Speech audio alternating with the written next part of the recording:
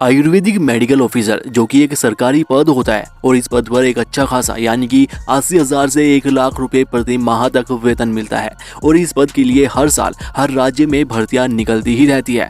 तो इसके लिए कैसे अप्लाई कर सकते हैं, कौन सी वेबसाइट है, उसका क्या प्रोसीजर है, कौन कौन से कैंडिडेट अप्लाई कर सकते हैं, क्या एलिजिबिलिटी क्राइटेरिया है, आइए इन सभी के बारे में विस्तार से जानते हैं।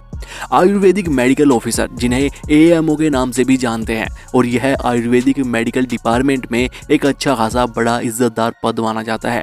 इस पद के लिए कैंडिडेट का BAMS कोर्स पास किया होना बहुत ज़रूरी होता है, यानी कि अगर आप अभी 12th में हैं तो 12th के बाद आपको 5.5 साल का BAMS का कोर्स करना होगा। उसके बाद आप इस पद के लिए अप्लाई कर पाएंगे और इस पद के लिए आयु सीमा 20 से 45 साल के बीच में होनी चाहिए। अलग अलग राज्यों में OBC SC ST वालों को आयु सीमा में छूट भी मिलती है।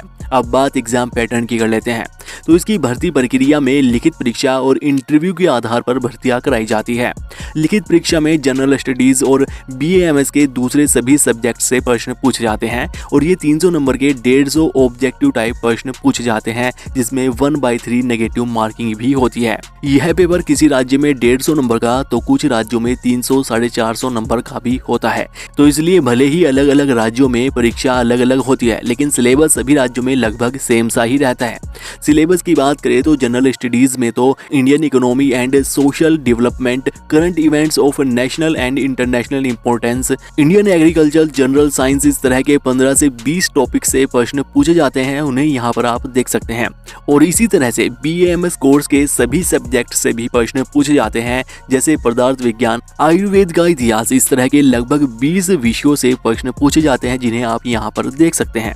तो इस तरह से इसकी लिखित परीक्षा का सिलेबस रहता है। तो इस तरह से 2 चरणों में यह भर्ती प्रक्रिया पूरी कर ली जाती है और कैंडिडेट का सिलेक्शन किया जाता है।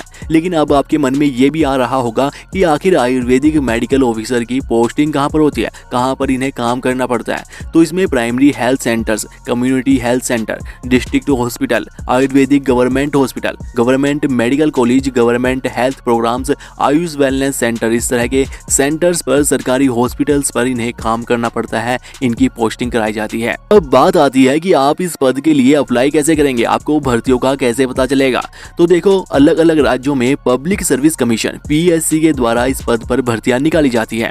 यानी कि अगर आप उत्तर प्रदेश से हैं तो UP PSC की तरफ से, उत्तराखंड से हैं तो UK PSC की तरफ से, राजस्थान में RPSC, इस तरह से अलग अलग राज्यों में PSC की तरफ से ये भर्तियां निकाली जाती है।